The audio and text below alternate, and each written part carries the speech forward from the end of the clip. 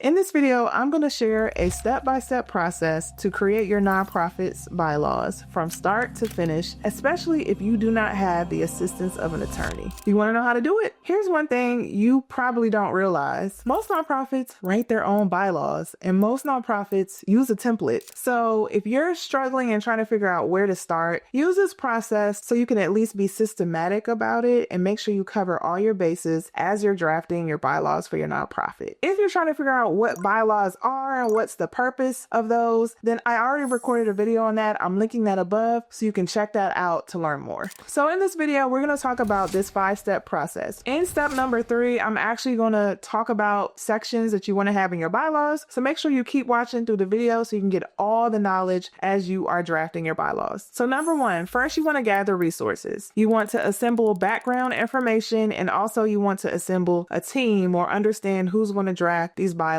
with you. One thing I always say about nonprofit bylaws, you need to make sure that they reflect state law. People really don't realize that how nonprofits are supposed to operate is most likely governed by state law, not by the federal government, not by the IRS. The IRS is interested in certain things, but when it comes to how the board is supposed to operate, when it comes to like term limits and things like that, you find that information in your state law, whether it's the state law that you incorporated in, or if you operate in other states, there may be some laws that impact what you do as well. So the first thing you want to do is locate your state law or code that references the conduct of nonprofit corporations. Usually, if you are on the Secretary of State's website and they have a list of forms, they will cite the code number or the name of the law that you need to reference when you're drafting your articles or when you're drafting your bylaws. So you can often find that information there, or you can just Google nonprofit code or nonprofit corporation act or nonprofit law and then your state, and a lot of times it will come up. So you want to review what your state law says about how your board is to conduct itself so that you make sure that nothing you put in your bylaws contradicts what state law says. Then you want to think about who you're going to work with to draft your bylaws. Most founders in the beginning, if you are a new founder and you are just drafting from scratch, most founders do this by themselves, which is why it becomes overwhelming. So I do recommend that you bring your board along in this process, even if it's just 3 of you. Anytime you include your board in the development or creation of something, they're way more bought into the process. So I recommend you get at least one other person to do this with you. If you are an established nonprofit and you're going back reviewing your bylaws, or you feel like I just took a template, but I think I need to go back and make sure we're on the up and up, then again, I recommend you identify someone on a committee or even create a task committee where you all work on your bylaws. Typically, your governance committee might work on your bylaws or your policies, so it may be the people assigned to that committee. What you want to do is, you're not going to do this in one sitting, so try to design or set aside at least 3 sessions where you can break it down and walk through your bylaws so you can finalize them and prepare them for a vote. So we're at number 2. This is where you need to start gathering templates so that you can customize the language for your nonprofit. Remember what I said about templates for your nonprofit? If you don't, go ahead and rewind and make sure you listen to that. But I can also tell you now, you need to make sure that when you're gathering templates, they are from organizations that are in your state. Okay, I didn't say it exactly like that, but you should have gotten the point that if you're going to look at a template, it needs to be an organization that operates in your state, because it more than likely will also follow the law in that state. You can find templates by looking at your state association of nonprofits. A lot of times your state nonprofit association is a nonprofit as well, so you can look at their bylaws for ideas. They may have examples of bylaws on their website. Your local community foundation may have resources and may have example bylaws. If you have like a local legal nonprofit that provides legal support for nonprofits, they may have sample bylaws on the website. And if you know prominent nonprofits that are centralized in your state, you may check out their bylaws if they list them online. You can also check out the National Council of Nonprofits so you can see and look at their bylaws templates there. And also the NOLO book on how to start a nonprofit has example bylaws in there, and I'm going to link that book down below. Once you have gathered the templates, my advice is to read through the templates, because you need to understand the point of the bylaws. You need to understand what it talks about. You need to understand the flow. And what I want you to do is highlight words you don't understand. If you see the word indemnification, thank God I could get that out. Or if you see conflict of interest, or if you see the word quorum and you have no idea what that means, I want you to go ahead and highlight that. If you see numbers, I want you to highlight that as well, because it's very likely that you're going to have to update those numbers. So read through your templates just so you understand the flow and what's going on, and then pick a template or at least two templates that closely mirror how you want to customize for your nonprofit. And this is just one tip I have about customization. So step 3, you're working section by section, and I'm going to talk about typical sections that you're going to see, and I'm going to give you advice for how to break them down if you're doing this over several sessions or over several meetings. So the first part of your bylaws typically talks about your name, has your address, and your purpose for your nonprofit, but it also talks a lot about the structure of the board, how many board members, how you vote them on, how do you get rid of board members, what do you do about vacancies, and it may also mention members, whether you want to have members or you don't want to have members. As I said in step 2, check out all the places where there are numbers or there's mention of a frequency of meetings and things like that, and decide for yourselves what that means for your nonprofit. Do you just want to have one regular meeting a year? Do you want to have 12 meetings a year? It's really up to you as long as you're following the minimum of the state law. But just remember that whatever you put in your bylaws, it should be a little difficult to amend those. It's kind of like the Constitution in the United States. So what you put in your bylaws, you have to follow. So if you know that you can't consistently keep up with monthly regular meetings, you may schedule quarterly meetings, and that means you have to have quarterly meetings, but you may have other meetings in between, and that's fine. So you'll handle those sections typically in your first meeting as you're going through and updating your bylaws. So again, the organization and your purpose statement, and then the structure, like how many board members, term limits, whether you have members or not. In the second meeting that you have, you want to go through the officers and the responsibilities of the officers and committees and responsibilities of those committees, or the membership on those committees. So typically bylaws will say, hey, we have a chair, vice chair, secretary, treasurer. Sometimes the vice chair is not mentioned. Sometimes the word chair is not used. Sometimes it's president, right? So it just depends. But typically there will be a section that outlines their duties. Look at those duties and make sure they align with what your understanding is going to be for the chair, the secretary, and the treasurer. Board Source is a really great resource for information about boards. So if you want to compare their literature to what they say typical board chairs or board presidents do and their roles and responsibilities, they have resources like that. You can pull those and you can check and you can compare. If you're putting a committee in the bylaws, that means that's a standing committee that has to be in place. So you don't have to put every single committee there, but usually people will have like an executive committee. So that's a committee that can make decisions when the full board can't vote, or a governance committee and a finance committee. That's typically what I see written in the bylaws. So in your second meeting, you want to cover those two things, the officers and their roles, and then the committees. And in your last meeting or in your last session, you can talk through conflict of interest, indemnification, financial policies, and your fiscal year, maintaining written records, what you want to do about records for your organization, and then amendments and any language that you need to add about dissolution. Sometimes that information is included in the purpose statement. It just all depends. Some organizations put their conflict of interest policy in the bylaws. Some people have it separate. It's up to you, but also check and make sure that's not required as a part of your state law. This is a section where you really want to pay attention and where different words that you may not be exposed to are being used. So you just want to make sure that you understand and clearly define these terms for everybody so everybody understands what they're voting on for the organization. Just remember, this process doesn't have to be perfect, but it should make sense and you should understand what you're doing as a part of the process. So number 4, you want to review. So go back to the document and make sure, first of all, if another section is referenced, that those sections still line up, because you may have added sections, added paragraphs, things like that. You want to make sure if you reference a number, like number of board members, and it's referenced somewhere else, that there's consistency across the board. If you took a step back and read it for yourself, does it actually make sense? Do you actually have the capacity to do the things that you're suggesting in your bylaws? Or are you just trying to be perfect perfect and just write what you think is the right thing and not what's realistic for your organization. And you want to do a review to make sure when you line up with your state law that, again, there are no contradictions and that you covered all your bases. Because when there are questions like, well, how do I get rid of a board member? And what happens if a board member leaves in the middle of the year? Your bylaws should answer those questions and should outline those processes. So if those questions aren't clearly answered in your bylaws, then you want to make sure you go back and make sure it's crystal clear. And this is what I'm going to suggest. Not everybody does this, but I suggest that you get an attorney to review the document, because attorneys are experts at reviewing contracts and agreements. So they know to look for things that regular people don't know what to look for, or don't realize that we're hemming ourselves up or we're making a mistake with how we're phrasing something. So if you can acquire an attorney that can at least review the document, which will be cheaper than them actually drafting it, or someone who's experienced in developing these documents, so you can make sure that everything looks good. And then finally, you want to vote them in, and we're going to talk a little bit about the amendment process. You should have a formal board meeting, and in that board meeting, there should be a formal vote. You should document who says yes, no, who abstains from the vote, and record that in your meeting minutes. Before you vote on your bylaws, it's a good idea to send to the full board, if they haven't already seen it, or if you're not all working on it together, send it to them beforehand so they can review and they can come to the meeting with any questions so you can answer those questions and get to your vote. Typically, the board president and the secretary will sign the document, but your state law may require that every board member sign, and you may want to have a place where every board member sign just to document that it was voted in. Make sure you keep a record of the date that you adopted your bylaws, and then think about if there's a process where you want to review your bylaws. Do you want to have that set kind of in your natural function? Maybe you have an annual board retreat and you want to review your bylaws, or maybe it's a task for your governance committee that every 2 years you review your bylaws and you bring up any questions, or you assess whether or not it's still a good fit for your organization. So just have in mind some kind of process to amend your bylaws. Now remember, when we talked about in step 3, in your bylaws, there should be a process for how to amend them. How many people have to vote in order to amend or change your bylaws? So just again, make sure that process is clear and use that process if you want to provide updates. You shouldn't be updating your bylaws every quarter. It's not necessary. So you don't want to put that much detail where you have to constantly update, but you should review on a regular basis just to make sure it still works for your organization. Or if law is updated or something like that, you want to make sure you're still current. So there you have it. We just talked through 5 steps to create your bylaws. It does not have to cost you thousands of dollars to hire an attorney to do this for you. You can do this yourself, but as I recommended, have them on the sidelines to at least review the process for you. If you need help with starting your nonprofit, you can always visit me at bossonabudget.com. I also have a nonprofit startup workbook, and